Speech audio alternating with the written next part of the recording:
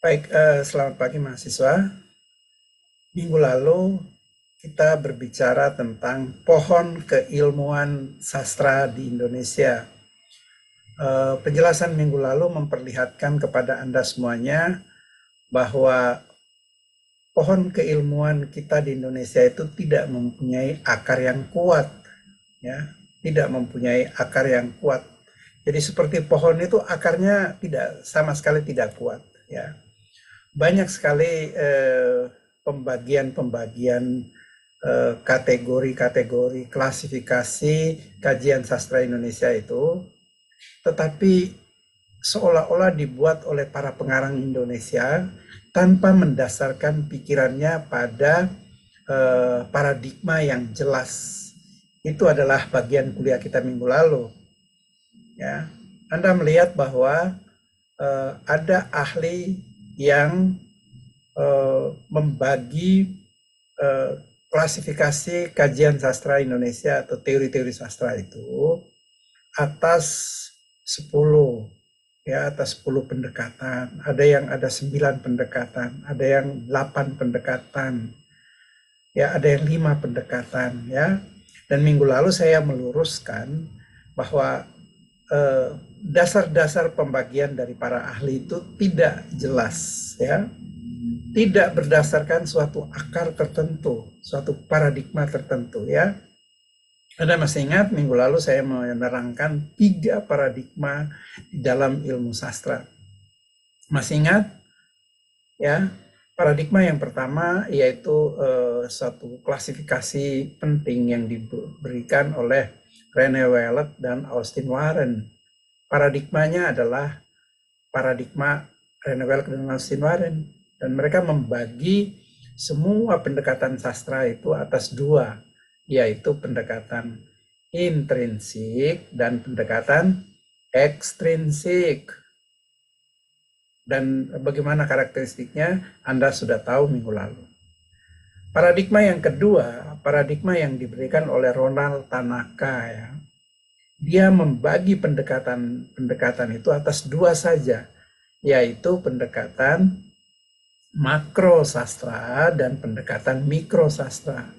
Ronald Tanaka lebih cenderung, ya, mengembangkan pendekatan makro sastra, ya. Dia melihat sistem-sistem di luar karya sastra itu sendiri, sistem penerbitan, sistem pengarangan, sistem pembaca, ya, sistem penerbit, dan lain-lain.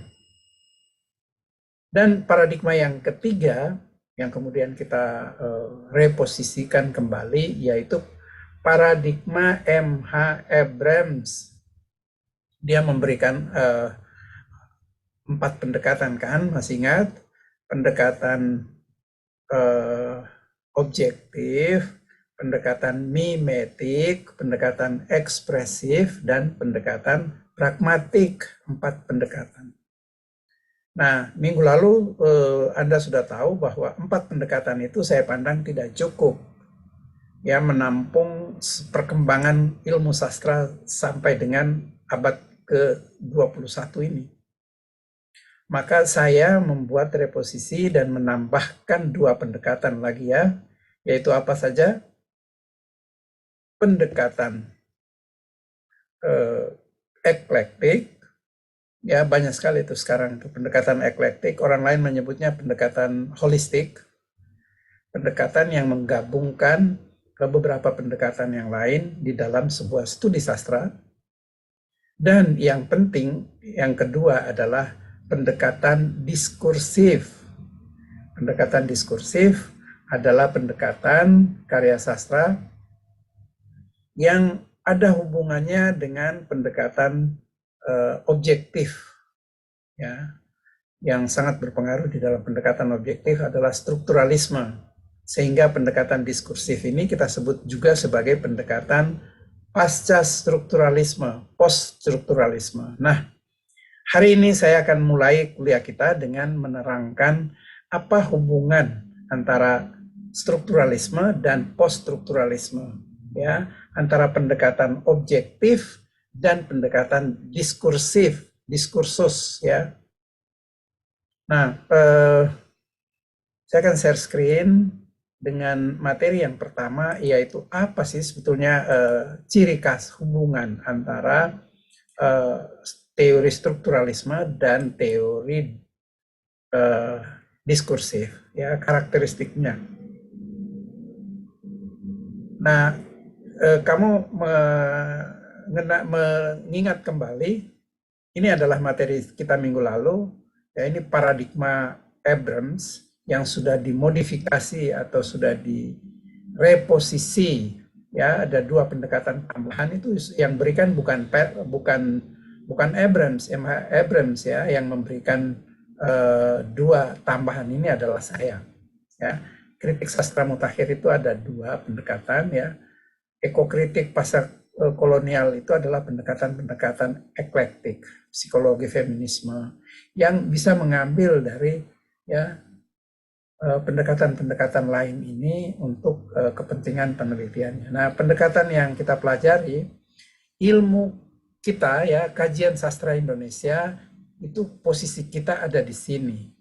Nah, sekarang Anda harus mengerti bagaimana hubungan antara pendekatan diskursif ini dengan pendekatan objektif, ya. Pendekatan strukturalisme ini dengan post-strukturalisme, apa hubungannya? Apa persoalan yang dihadapi oleh dua pendekatan yang berbeda ini? Ya, ini pertanyaan kita sebelum kita masuk ke materi tentang Pierre Bourdieu. Baik, jadi hubungan antara pendekatan objektif, kamu tahu pendekatan objektif, pendekatan strukturalisme itu dikembangkan oleh ahli linguistik terkenal di dunia, dan ahli ini dikenal di hampir semua disiplin ilmu. Kalau semua disiplin ilmu ingin disebut sebagai ilmu, ya, maka mereka harus mengenal pendekatan objektif di dalam ilmunya, dan pendekatan objektif itu, ya, dikembangkan oleh seorang ahli bahasa. Jadi kita boleh berbangga betapa ahli bahasa itu berpengaruh ke dalam hampir semua disiplin ilmu di dunia ini, ya, yaitu Ferdinand Saussure. Ini kamu pelajari pada waktu kamu semester 1, ya. Itu harus diingat karena orang ini sangat penting, ya. Pandangan-pandangannya ini dipertanyakan, ya, oleh banyak ahli pasca strukturalisme. Dia ini mengembangkan strukturalisme. Dia adalah bapak strukturalisme dunia. Nah, orang antara lain Michel Foucault ini, ya, itu mengembangkan teori yang kemudian mereka sebut sebagai post-strukturalisme. Jadi pendekatan diskursif itu kita ada di sini, pada posisi ini, ya. Nah, bagaimana hubungannya? Ya, hubungannya adalah persoalan makna, ya. Asumsi-asumsi yang dikemukakan, ya, asumsi strukturalisme dan asumsi post-strukturalisme tentang makna. Jadi, ya, kita yang belajar sastra ini juga kita ingin belajar tentang bagaimana mengungkapkan makna karya sastra itu, sehingga teori ini menjadi sangat penting bagi kita, ya, yang mendalami ilmu bahasa dan ilmu sastra. Bagaimana sih kita mengartikan sebuah kata, sebuah frase, sebuah novel, sebuah puisi? Menurut asumsi Saussure ini, ya, strukturalisme ini, ada hubungan makna. Jadi antara penanda, ya, penanda bahasa, ya, pohon, tree, ada hubungannya dengan ini konsep tentang tanda, ya, konsep atau penanda ini ada hubungan maknanya. Kalau kita berbicara tentang tree, atau orang Indonesia mengatakan pohon, orang Jawa mengatakan wheat, ya, maka yang dia maksudkan adalah konsep tentang pohon. Jadi bukan pohon yang sesungguhnya, ya. Ini kamu perlu bedakan pandangan yang paling penting di dalam ilmu bahasa ini. Kalau kita omong pohon itu kita mengacu pada konsep tentang pohon, bukan pohon yang sebenarnya, ya. Jadi kalau kita omong tentang Malioboro, maka kita omong tentang konsep Malioboro, bukan Malioboro yang di Jogja, ya. Bukan. Ini kamu perlu perhatikan. Tetapi ada hubungan itu, meskipun itu hanya konsep tentang Malioboro, tetapi ada hubungan antara kata bahasa ya, diksi Malioboro dengan sebuah konsep tentang kota yang ada di Yogyakarta. Ya, bagaimanapun Saussure mengatakan ada hubungan maknanya. Bagaimana hubungan makna itu dibentuk? Pertanyaan kita kan. Nah, Saussure menjawab, hubungan makna itu bersifat arbitrer, mana suka. Artinya suka-suka aja. Orang Jawa mengatakan wit, orang Indonesia mengatakan pohon. Loh, Pak, kok bebas, Pak? Oh iya, memang itu mana suka, arbitrer, suka-sukanya aja, ya. Jadi tidak perlu kita harus mengikuti harus pohon, Pak. Enggak. Orang Barat juga tree. Apa hubungannya tree, pohon dan wit? Enggak ada hubungan bahasanya. Tapi kata-kata itu memiliki hubungan. Ini loh. Yang penting itu kamu catat ya, bahwa ada hubungan makna antara penanda dan petanda. Penanda itu bahasa dan petandanya adalah konsep tentang sesuatu. Ini saya harap kamu jelas. Ya, kita masih di strukturalisme. Nah, nanti bagaimana pandangan strukturalisme itu dibantah oleh kaum post-strukturalis, atau kemudian pendekatan itu kita namakan pendekatan diskursif. Apa bedanya? Oke, baik. Jadi ini ya, orang-orang ya pasca strukturalisme, ya post-strukturalisme itu mengatakan apa? Berbeda pendapat mereka dengan kaum strukturalis. Ya, berbeda pendapat. Mereka mengatakan antara penanda bahasa ini dengan konsep tentang ini itu sebetulnya nggak ada hubungan. Ya, yang ada adalah hubungan kekuasaan, bukan hubungan makna. Nggak ada hubungannya loh. Orang mengatakan pohon, terus kita mengatakan ada hubungannya dengan ini. Nggak ada. Itu manipulasi kekuasaan dari orang ini saja. Ya. Jadi dua pandangan ini antara strukturalisme dan poststrukturalisme itu berbeda. Ya, berbeda secara kontradiktif. Oksimoron ya, kalau kamu tahu gaya bahasa oksimoron, itu gaya bahasa yang bertentangan. Jadi sebetulnya tidak ada hubungan makna, yang ada adalah hubungan kekuasaan. Dia suka-suka dia aja, karena dia ini kan berarti kita cek dong, orang ini kok suka-suka, apa kepentingan dia. Ya, contoh ini, mari kita lihat contoh ya, bahwa tidak ada hubungan ya, makna, tetapi yang ada adalah hubungan kekuasaan, ambisi kekuasaan. Contoh kita mengucapkan, ya misalnya kita mengucapkan kata-kata ini, G30S. Apa ada hubungannya dengan konsep tentang ya pergantian kekuasaan di Indonesia dari Orde Lama Soekarno ke Orde Baru Soeharto? Apa hubungannya? G30S. Apa hubungan G30S garis miring PKI? Apakah berarti ini PKI yang mendalangi? Apakah benar ada hubungannya dengan kenyataan atau konsep tentang kenyataan di atas ini? Gestok ya, gerakan 1 Oktober. Ini juga digunakan untuk mengungkap peristiwa G30S yang diberikan oleh Soekarno. Apakah ada hubungan dengan realitas ini? Nggak ada hubungan. Gestapo, belum lagi Gestapo ini istilah yang dikemukakan oleh orang-orang Orde Baru ini. Lubang buaya ini lebih istilah yang dikemukakan oleh sastrawan-sastrawan. Semua sepertinya ada hubungan. Apakah ada hubungan makna dengan peristiwa realitas tahun 65? Jawabannya itu nggak ada hubungan makna. Yang ada adalah hubungan kekuasaan. Orde Baru, Soeharto, dan rejimnya itu selalu menyebut G30S garis miring PKI. Supaya jelas bahwa pembantaian para jenderal itu dilakukan oleh PKI. Lalu PKI itu dibantai seperti ini adalah karena mereka melakukan kudeta pada tahun 65, G30S PKI. Apakah betul dalam kenyataan seperti itu? Nggak ada hubungannya. Yang ada adalah hubungan kekuasaan Orde Baru aja. Hasrat kekuasaan Orde Baru untuk berkuasa lalu membantai orang seperti membantai binatang kan. Nah ini contoh yang agak politis. Ini contoh yang netral aja. Kamu menulis kalimat, ayah membaca koran, ibu mencuci piring. Apakah ini ada hubungan dengan konsep tentang gender di sini? Nggak ada hubungan. Apakah ayah memang harus membaca koran dan ibu memang harus mencuci piring?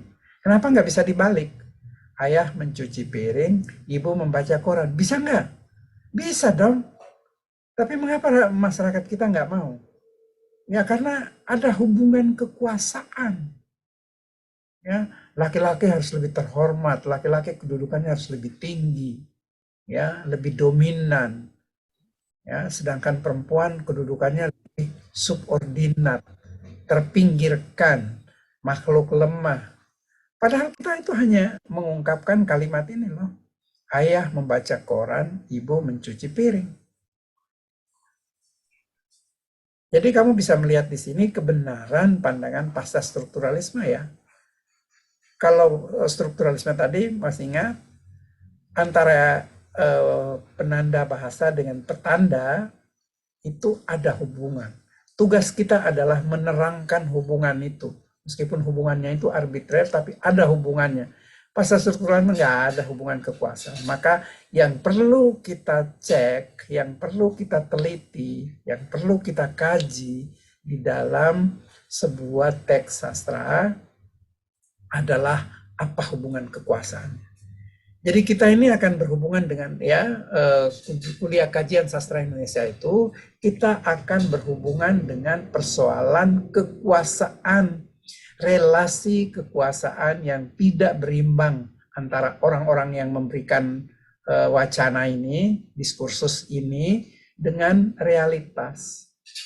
Maka kita cek itu apa kepentingan Soeharto di sini, apa kepentingan Bung Karno di sini, apa kepentingan sastrawan di sini, apa kepentingan para pelaku G30 sendiri di dalam ini. Maka yang kita cari itu hubungan ya persoalan relasi kekuasaan, bukan hubungan makna. Karena hubungan makna itu nggak ada yang stabil. Tidak ada hubungan hubungan makna yang stabil, yang tetap, yang komprehensif, yang lengkap, yang jujur. Nggak ada. Ya, semua punya kepentingan, kekuasaan itu. Maka studi kita ini berkaitan dengan kekuasaan. Nah, di dalam kehidupan manusia di dunia ini, selalu terdapat relasi kekuasaan yang tidak seimbang. Gender aja misalnya, laki-laki dan perempuan, suami dan istri ya. Itu kamu akan melihat bahwa ya baik di barat maupun di timur ya, negara maju maupun negara berkembang, perempuan tetap kedudukannya lebih rendah. Ya. Tetap subordinatif, dipinggirkan. Maka kajian-kajian kita kamu perhatikan mulai dari teori Pierre Bourdieu dan teori-teori Michel Foucault, teori Antonio Gramsci dan lain-lain, semuanya itu berbicara tentang apa? Tentang hubungan kekuasaan, bukan hubungan makna. Maka makna sebuah karya sastra ya kalau boleh kamu tafsirkan, tetapi makna itu menurut kaum diskursif ini, kaum pasca strukturalisme ini, selalu berkaitan dengan relasi kekuasaan yang tidak berimbang. Nah, pada contoh ini, G30S ini, ya, relasi kekuasaan yang sangat tidak seimbang, ya, di dalam historiografi tentang tragedi 65. Orang-orang ini adalah korban dan organisasinya sudah dimatikan, ya, mereka tidak berdaya, mereka tidak bisa menulis sejarah tentang mereka sendiri, ya. Yang bisa adalah kamu yang bisa menulis yang jujur, maka kamu membongkar apa sih yang ada di sini, bukan melihat hubungan makna ya. Apalagi sekarang di Indonesia itu bulan September loh, G30 SPKI.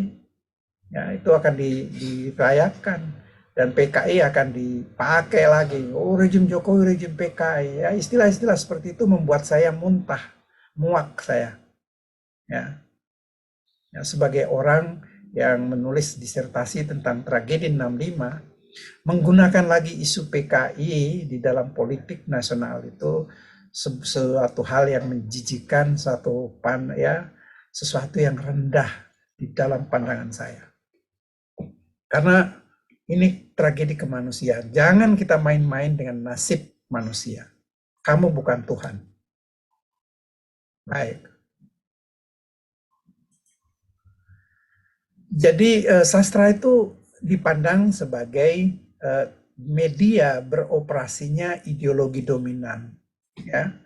Ideologi kaum laki-laki yang lebih dominan, penguasa yang lebih dominan, otoriter. Ya. Nah, itu bisa kita lihat di dalam karya sastra. Jadi sastra adalah ya media beroperasinya ideologi yang dominan. Dan karya sastra diduga cenderung untuk melegitimasi ideologi dominan itu. Ya. Coba kamu lihat karya-karya sastra yang diterbitkan pada zaman Orde Baru. Mereka itu fasis sekali bicara tentang G30 SPKI, tentang lubang buaya, ya. Dan itu ideologi orang-orang yang dominan itu. Ya. Siapa yang menentang pandangan dominan, ya, yang dominan itu pada masa Orde Baru bisa hilang, ya, bisa diculik, bisa Petrus pembunuhan misterius, nggak ada urusan. Jadi bagaimana kekuasaan begitu arogan pada zaman Orde Baru. Sastra adalah tempat ideologi diartikulasikan. Ideologi bekerja, ditransformasi, dielaborasi. Ya, sastra sering menjadi alat hegemoni yang kuat. Maka kritik sastra diskursif ya itu membongkar hegemoni yang kuat itu. Kamu yang belajar ilmu sastra itu bertugas untuk membongkar hegemoni kekuasaan yang sering menjadikan sastra sebagai alat kekuasaan mereka. Jadi ini adalah ciri-ciri strukturalisme dan pasca strukturalisme. Ya. Strukturalisme dibangun di atas konsep Ferdinand de Saussure. Menurut mereka ada relasi sebab akibat antara tanda dan petanda. Tugas kritik sastra adalah mengungkap rahasia makna teks. Oh, aku ini binatang jalang. Oh, binatang jalang itu artinya seorang pemberontak. Oh, gitu toh. Itulah rahasia makna teks. Ya, menurut kaum strukturalis. Teks sastra mengandung makna yang sah dalam struktur yang utuh sehingga tugasmu mengungkapkan rahasia makna. Berhasil mahasiswa sastra mengungkap rahasia makna. Aku karya Chairil Anwar. Aku ini binatang jalang. Artinya Chairil Anwar adalah seorang manusia pemberontak.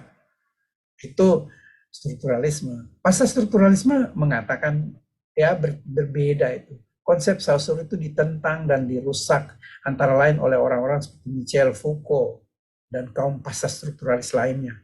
Menurut mereka apa? Tidak ada relasi hubungan sebab akibat antara tanda dan penanda. Ya. Tugas kritik sastra itu membongkar dan mendefinisikan teori dan nilai yang dianut selama ini. Bongkar. Ya. Nah, bagaimana Pak dengan aku karya Chairil Anwar? Aku ini binatang jalang itu maksudnya apa Pak? Oh, itu adalah relasi kekuasaan yang tidak bisa kamu, oh aku ini binatang jalang adalah ekspresi Chairil Anwar yang menyatakan dirinya sebagai seorang pemberontak. Nggak penting itu. Itu kaum strukturalis. Kalau kita pasca strukturalis, tidak ada hubungan makna yang statis, ya, yang mutlak, yang berlaku secara otoriter di dalam karya sastra itu. Jadi siapa Pak? Aku ini binatang jalang. Ya, kamu akan melihat relasi kekuasaan dan kamu akan melihat sebetulnya kekuasaan-kekuasaan siapa saja sih yang ada di dalam karya, yang bermain di dalam karya sastra yang ditulis oleh Chairil Anwar itu. Aku ini binatang jalang dari kumpulannya yang terbuang. Yang dia maksud itu siapa? siapa yang mendominasi siapa. Maka kita lihat itu bagaimana hubungan dominasi kekuasaan ini. Kita akan melihat misalnya bagaimana hubungan antara Khairil Anwar dengan sang ayah. Ya, kamu tahu dari sejarah, Khairil Anwar itu ayahnya adalah seorang ambtenar loh, seorang pegawai pemerintah Belanda, punya uang, punya kedudukan yang tinggi. Tetapi ayahnya itu kawin lagi dan istrinya, ya, yaitu ibunya Khairil Anwar itu dan neneknya itu akhirnya tidak tidak diperhatikan lagi. Mereka lari ke Jakarta semua dan Khairil Anwar bawa orang tuanya itu. Nah, bapaknya yang ada di Sumatera itu meminta Khairil Anwar untuk ya mengirimkan alamatnya, dia mau membantu karena dia bisa menyekolahkan Khairil Anwar. Dia tahu Khairil Anwar seorang yang pintar, cerdas. Lalu dia ingin supaya Khairil Anwar bisa sekolah dan biaya dari dia, bapaknya ini. Tapi apa jawaban Khairil Anwar? Terlihat dalam puisi itu, aku ini binatang jalang dari kumpulannya yang terbuang. Ya, kalau sampai waktuku, ku mau tak seorang kan merayu, tidak juga kau. Aku nggak perlu dirayu. Ya, Khairil Anwar, kamu harus sekolah, kamu kirim alamatmu, bapak mau kirim wesel, kirim uang gitu. Aku nggak perlu dirayu. Kalau sampai waktuku, ku mau tak seorang kan merayu, tidak juga kau, ya ayahandaku. Jadi ini ada hubungan kekuasaan. Inilah kerja kaum pasca strukturalisme. Diskursus, ada diskursus tentang kekuasaan, dominasi kekuasaan. Dan kekuasaan itu coba dilawan oleh Khairil Anwar dalam contoh yang saya sebutkan ini tadi. Baik, ini ada banyak lagi ya pandangan-pandangan ini yang membedakan antara pendekatan diskursif dan pendekatan strukturalisme itu, ya.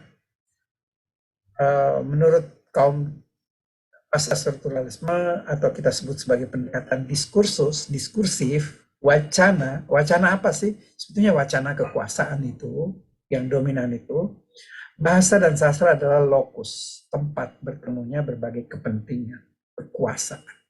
Laki-laki dan perempuan, suku ini mendominasi suku ini. Penguasa mendominasi, partai ini mendominasi. Jadi dunia ini adalah arena pertempuran, battlefield yang sesungguhnya.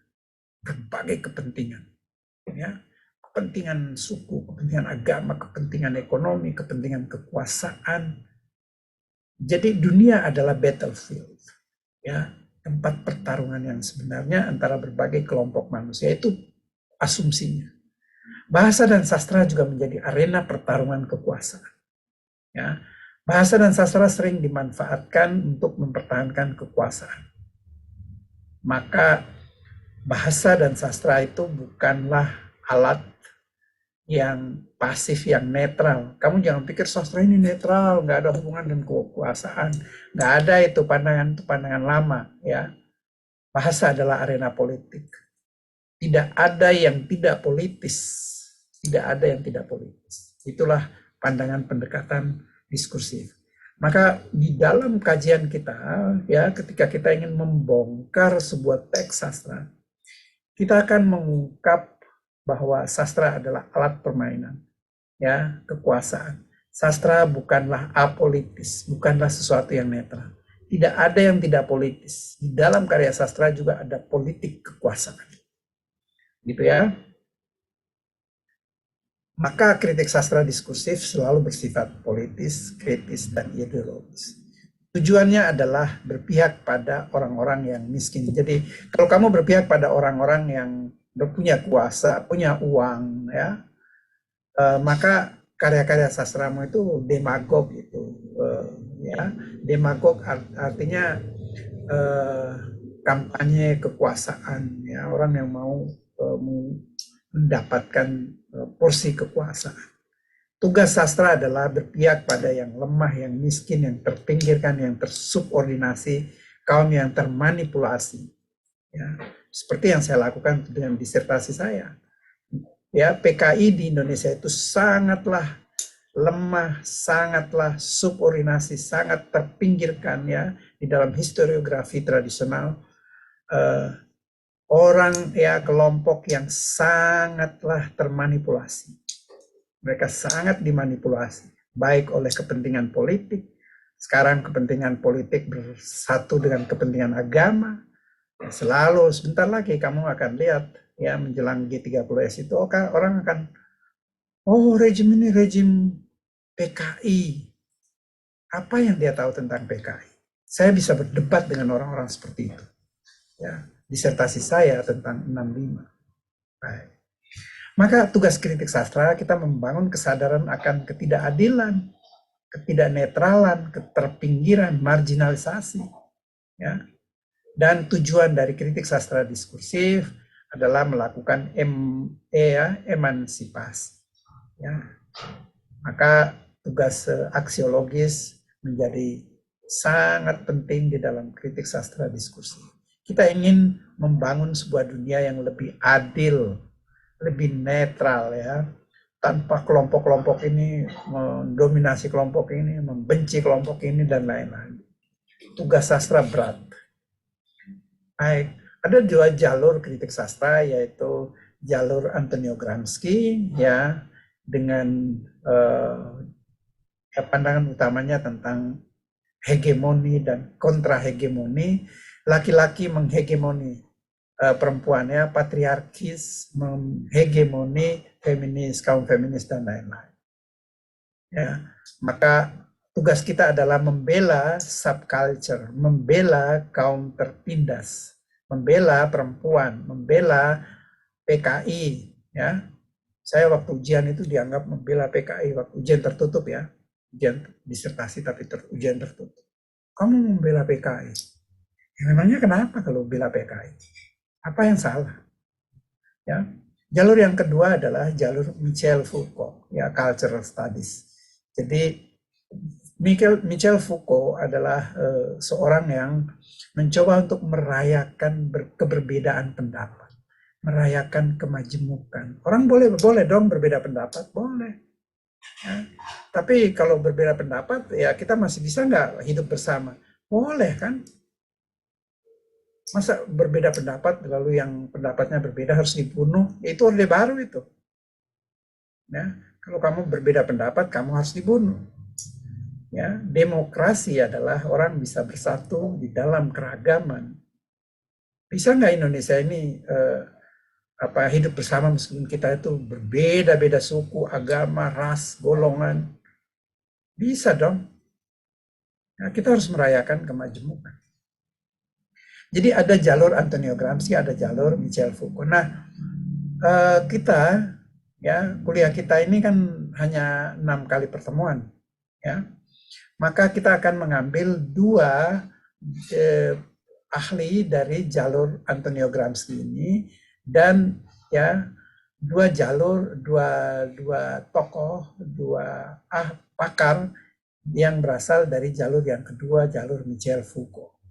Jadi kita hanya mempelajari 4 teori kritik sastra diskursif ya. Dan hari ini kita akan mulai dengan teori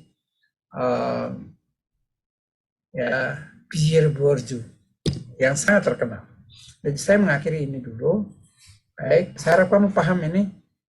Ya, ada masih 12 anak yang belum masuk kuliah ini. Kenapa ini? Banyak yang nggak masuk.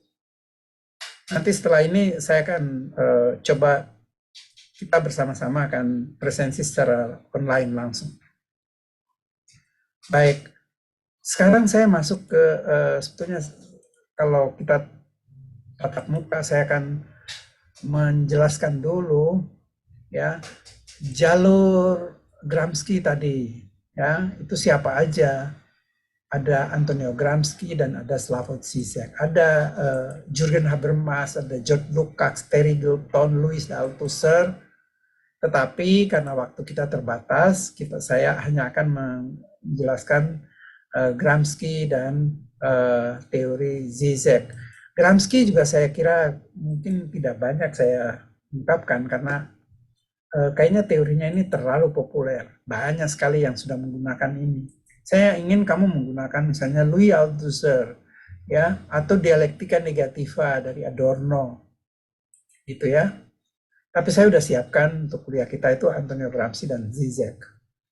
Kemudian jalur yang kedua, jalur Michel Foucault itu, saya sudah mempersiapkan 1, 2, 3, 4 ini yang kuning ini ya. Pierre Bourdieu, teori strukturasi kekuasaan. Jean Baudrillard, manipulasi tanda, hyperreality, ya hiperrealitas. Tapi juga Derrida, dekonstruksi ya. Stephen Greenblatt, New Historicism. Kalau Stephen Greenblatt ini adalah teori yang saya gunakan untuk studi disertasi S3 saya, ya, yaitu Stephen Greenblatt, New Historicism. Nah, apakah teori-teori ini bisa kita pelajari? Bisa, semuanya, ya. Tetapi waktu kita terbatas, maka saya hanya akan memberikan Pierre Bourdieu dan mungkin Jean Baudrillard. Padahal dekonstruksi ini juga menarik dan penting, ya. Semuanya, apalagi Stephen Greenblatt. Ini disertasi saya ya, saya kuasai banget ini. Baik, saya nggak hanya itu yang mau saya terangkan. Kemudian yang terakhir, materi kuliah kita hari ini adalah tentang Pierre Bourdieu. Jangan lupa di dalam LSM itu sudah ada ya, ini ya, pertemuan kedua memahami peta pemikiran strukturalisme konstruktif dari Pierre Bourdieu. Ini Pierre Bourdieu. Nah, semuanya saya sudah ceritakan di dalam LMS. Maka saya akan ya menerangkan PowerPoint ini hanya 14 slide ya. Tapi ini sudah jam 8.50, kita mungkin 15 menit akan memahami Pierre Bourdieu. Lalu ada refleksi dan latihan, kamu baca dan jawab di LMS. Baik, Pierre Bourdieu dengan teorinya strukturasi kekuasaan. Nah, ada 5 hal. Sebetulnya kita harus tahu latar belakang dan asal-usul Pierre Bourdieu, supaya kamu tahu bahwa latar belakang ya pengalaman nyata dari Pierre Bourdieu itu berpengaruh besar terhadap teori yang dia ajarkan. Ya.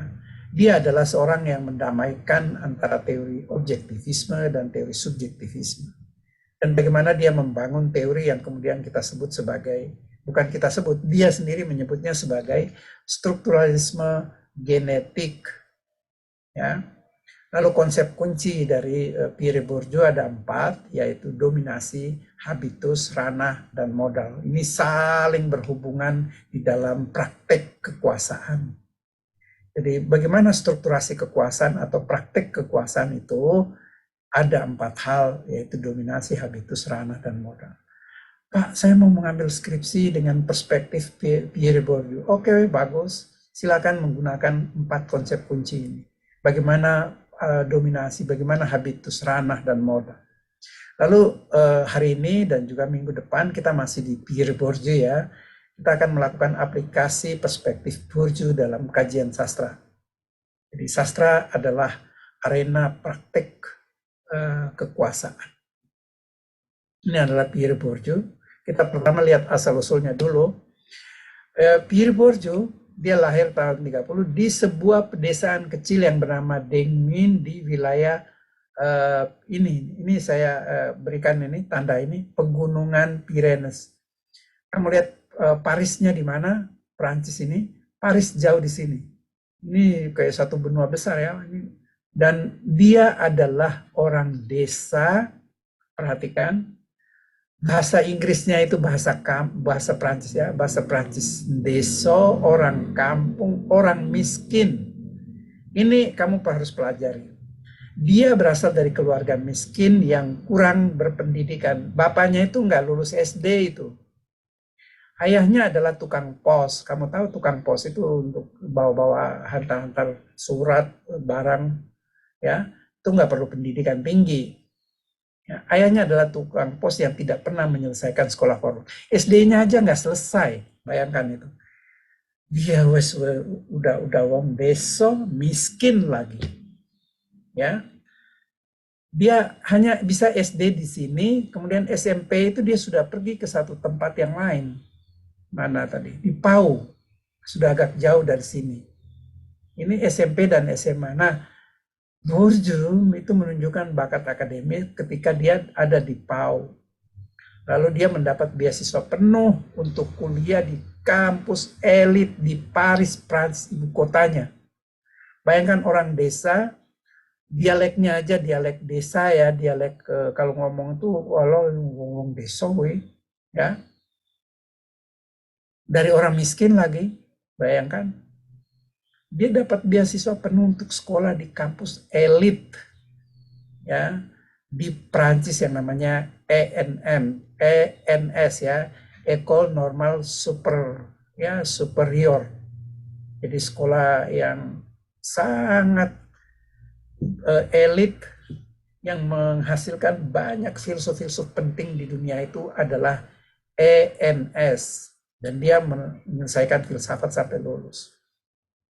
Nah, teori dia ini, teorinya Pierre Bourdieu, itu sangat dipengaruhi oleh semua trauma dan semua pengalaman dia waktu dia memasuki sekolah ini. Ini Louis de Grand di Paris itu masa persiapan sebelum dia masuk ke ENS. Ya. ENS adalah sekolah tinggi yang amat prestisius. Isinya adalah anak-anak borjuis semua. Dan waktu itu dia sebagai orang kampung itu melihat bahwa wah, kok penampilan mahasiswa ini kok keren-keren. Gaya pakaiannya, makanan dan minumannya, sepatunya itu selalu tersmer dengan rapi setiap hari. Kalau kamu smer sepatumu sebulan berapa kali? Jarang kan? Ini anak-anak ya teman-teman Pierre Bourdieu ini, wow, anak-anak Bourdieu. Jasnya dari kain yang mahal. Nah, belum lagi kalau gaya bicara. Kalau mereka ngomong kok menggunakan bahasa-bahasa akademik, bahasa mereka kok tinggi-tinggi gitu. Nah, Pierre Bourdieu ini kan minder dan dia merasa tercerabut. Belum lagi kalau hari Minggu, hari ya weekend. Weekend di sana itu kan harus Sabtu dan Minggu ya. Teman-temannya anak-anak Bourdieu ini mesti jalan-jalan, mesti mereka itu mengunjungi tempat wisata, mereka ke kota yang lain, menginap di hotel. Nah dia ini kan nggak pernah, bukan hanya nggak pernah, nggak punya uang untuk itu kan, Pierre Bourdieu ini. Maka dia melihat, wah, kalau gitu dunia ini sebetulnya sudah ditentukan. Saya sebagai orang miskin, dari ayah yang tidak berpendidikan, orang desa, tidak punya modal uang, berarti saya nggak bisa dong menikmati dunia ini. Maka itu dia muncul teorinya untuk mengungkap praktek dominasi di dalam kehidupan sehari-hari. Kenapa orang-orang ini bisa dominan? Ya, sedangkan orang-orang ini selalu terpinggirkan. Nah, dia ya mengemukakan teori ini berdasarkan pengalaman hidup dia yang sangat nyata. Dia gagap budaya sebagai orang desa yang miskin. Rasa rendah diri ya, karena dia berasal dari daerah yang terpencil, wong deso, kalau ngomong ya coron deso gitu ya. Dunia ini dia rasa bukan lingkungannya dan membuat dia gagap. Rekan-rekannya banyak berasal dari orang-orang Bourdieu. Dan dia menilai bahwa ya orang-orang Bourdieu, anak yang lahir dari keluarga yang terpelajar, keluarga Bourdieu, mereka itu cerdas, terpelajar, lincah berbicara, kelenturan menggunakan bahasa akademik ya, bahasanya cendekia, kaum cendekia. Tulisan mereka, tutur kata mereka itu teratur. Ya, pakaian mereka teratur, jas mereka itu dari kain yang mahal. Ya, sementara Pierre Bourdieu sebagai orang desa ini bahasa akademik, bahasa yang cerdik, bukan bahasa dia sehari-hari. Ya, dia menggunakan bahasa dialek kampung, ya. Maka ini sangat mempengaruhi Pierre Bourdieu. Tapi karena dia ya untungnya dia dikaruniai bakat yang sangat cerdas sehingga dia bisa kemudian menjadi orang elit bukan hanya di Prancis tetapi juga di dunia. Ya, kita untuk mempelajari teori diskursif, pertama yang kita pelajari pasti Pierre Bourdieu. Wah Pak, kok kita mempelajari orang yang sama dengan kita Pak, sama-sama wong desonya. Iya kan malah bagus kan? Baik. Nah, dia kemudian mengungkapkan teori yang membongkar dominasi itu. Apa yang membuat seseorang dominan di atas orang yang lain? Apakah ada habitus-habitus dia? Habitus itu kebiasaan-kebiasaan atau sesuatu yang sudah membudaya. Misalnya ya, orang kaya itu teman-temannya yang borju-borju itu ya, bajunya selalu dia disetrika. Kalau nggak disetrika mereka nggak akan pakai itu. Sepatunya selalu harus di semir. Nah itulah habitus. Itulah habitus. Sehingga mereka tampil lebih hebat dibanding orang-orang desa kan.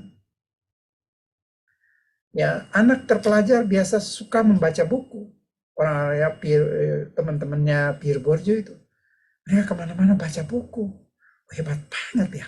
Jadi berarti habitus-habitus ini sangat penting. Ya penting. Kemudian dia mengungkapkan itu habitus itu penting. Modal, penting juga. Bagaimana bisa membeli buku sepatu yang mahal, semir, jas dengan kain yang mahal, ya. Dan dia membongkar ranah. Ranah itu sebagai battlefield, tempat pertarungan itu, ya. Jadi empat hal ini, empat hal ya konsep kuncinya itu dominasi, habitus, modal, dan ranah, itu disebut sebagai strukturasi kekuasaan. Yang membuat seorang berkuasa atas orang yang lain adalah empat aspek ini yang kita sebut sebagai strukturasi kekuasaan. Jadi rasa rendah diri itulah yang membimbing Pierre Bourdieu, ya, mengungkapkan ya membongkar dominasi di dalam masyarakat, ya. Dan dominasi itu tidak hanya ya dibangun berdasarkan hubungan produksi, ya, bukan hanya ekonomi, ya. Orang lebih kaya lalu dia lebih dominan juga Pierre Bourdieu nggak percaya. Banyak orang kaya yang kampungan juga kan.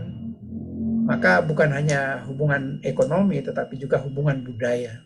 Dan dia melihat budaya ini yang lebih penting itu. Karena dari dia melihat penampilan teman-temannya borju-borju itu. Nah, habitus, modal, ranah itu adalah hal-hal yang menjadi kunci bagi dominasi seseorang. Nah, jadi kamu perhatikan empat konsep ini, strukturasi kekuasaan, ini adalah konsep inti dari Pierre Bourdieu.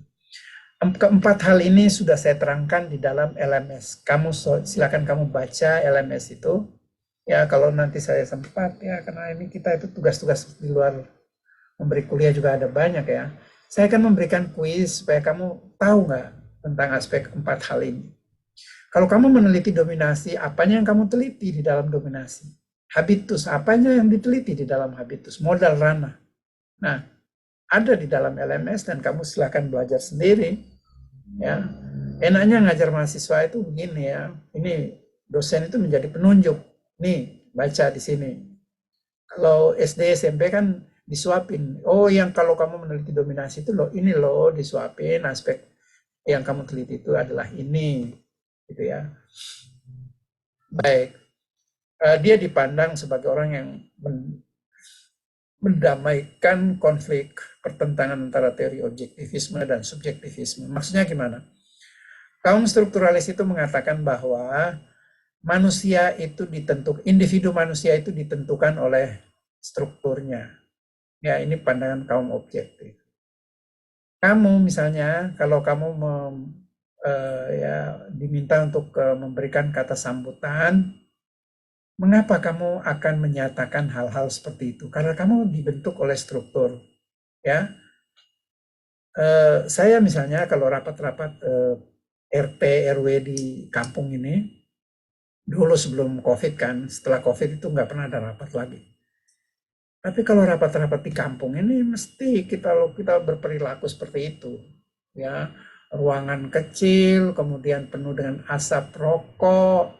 Ya, strukturnya menentukan seperti itu. Terus cara berbicara kita itu sudah ditentukan. Yang pertama, kapanpun siapa yang berbicara misalnya ya, itu dia akan mulai dengan Assalamualaikum warahmatullahi wabarakatuh. Terus harus dijawab dulu, Waalaikumsalam warahmatullahi wabarakatuh.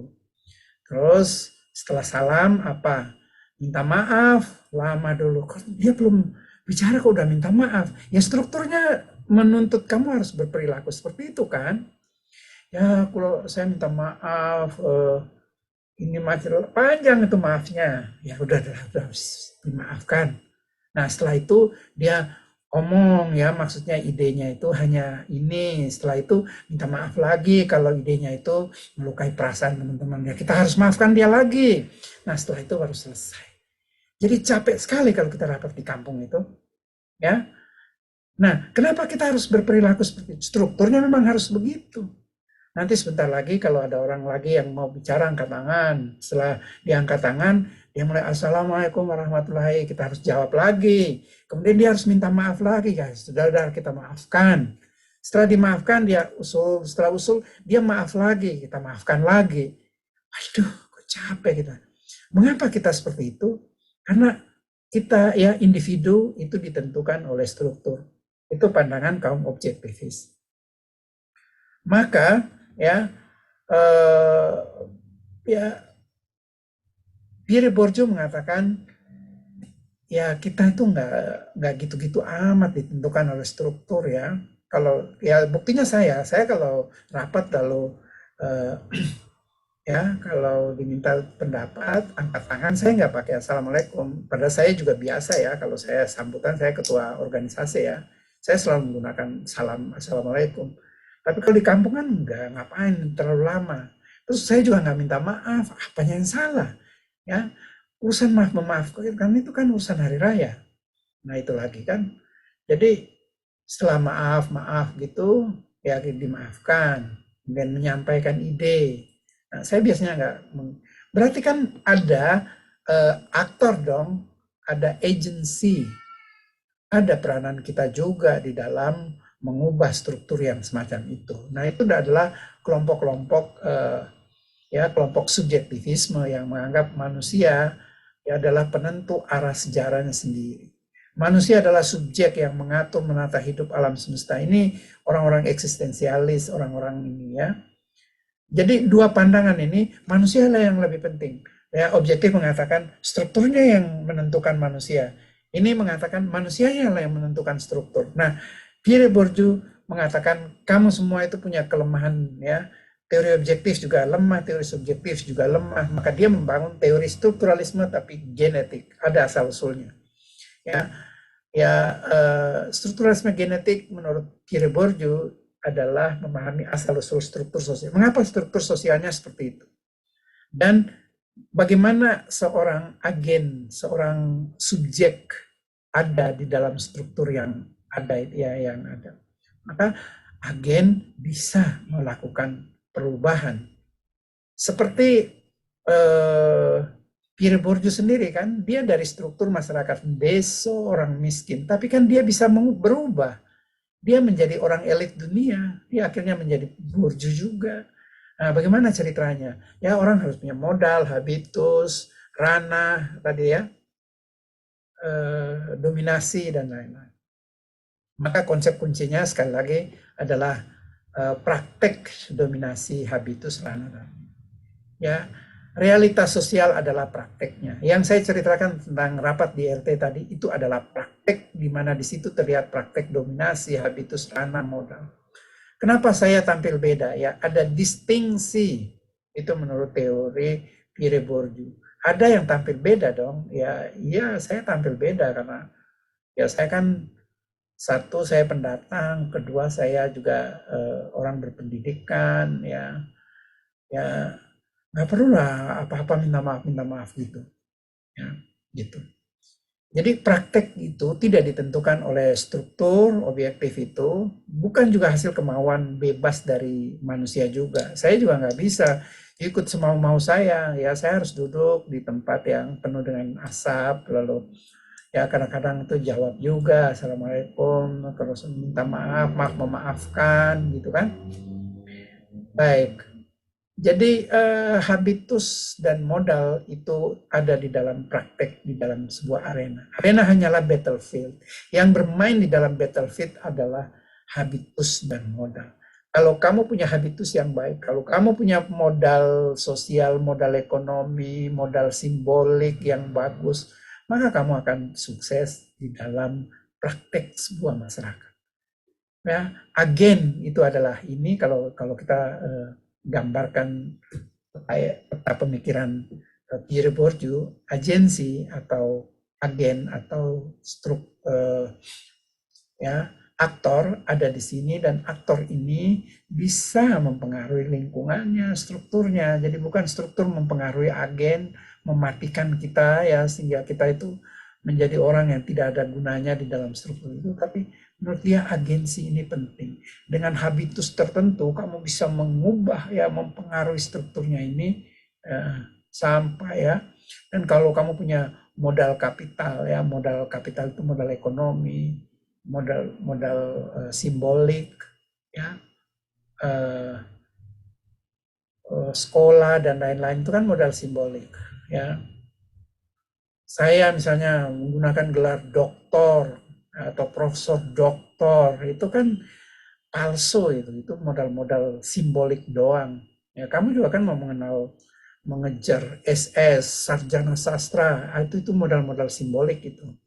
Tapi kalau kamu punya modal simbolik itu kamu lebih pede, lebih bisa dapat kerja dan lain-lain. Itu modal simbolik doang. Itu enggak hal-hal yang menurut saya itu enggak penting sama sekali. Apakah dokter itu penting, Pak? Enggak penting. Ya, kamu jangan salah. Baik, jadi ranah adalah tempat ya, battlefield, habitus dan agency orang itu menentukan ya. Jadi kadang-kadang itu kita sangat dikepung oleh berbagai modal ekonomi, modal sosial, modal budaya, modal simbolik ya. Modal budaya misalnya orang ini Bendoro Raden Ajeng. Wah, itu modal simbolik juga. Itu nggak penting juga ya. Sama profesor doktor, penting nggak penting. Bendoro Raden Ajeng, penting nggak penting. Apa pentingnya? Kamu ke orang kaya, rumahmu 7, mobilmu 8, penting nggak penting banget ya. Yang penting adalah orang manusia ini yang bermain di dalam. Baik, refleksi dan latihan ya. Saya akan mengakhiri kuliah kita dengan refleksi dan latihan. Dan ini ada di LMS ya. Bagi Pierre Bourdieu, praktek dominasi ditentukan oleh ranah, modal, habitus. Ya, terangkan, baca lalu terangkan. Apa sih dominan? Apa sih ranah? Apa sih habitus? Apa sih modal? Kan ada di dalam itu. Kamu adalah mahasiswa-mahasiswa, ya pemikir-pemikir akademis yang harus belajar sendiri dan tidak disuapin. Saya bisa suapin loh. Ini. Modal kamu telitinya ini. Yang kedua, terangkan unsur mana dari 4 hal ini yang merupakan pandangan objektif dan unsur mana yang merupakan pandangan subjektif. Pak, ini kan sudah ada di LMS, diterangkan Pak. Iya, kamu cuma baca doang lalu kamu tuliskan. Baik, saya kira itu ya materi kuliah saya hari ini tentang Pierre Bourdieu. Kemudian saya akan kembali ke si dosen lagi, karena saya lihat di ini hanya ada 41 dari 54, berarti kan ada 10-an orang lebih, ini terlalu banyak yang nggak masuk, makanya saya harus presensi secara cek ya. Kamu jangan pikir bahwa saya kuliah Pierre Bourdieu ini gampang Pak ya. Baik, maka saya akan menghentikan dulu rekamannya ya, dan kita akan masuk ke presensi. Ya, saya stop rekamannya.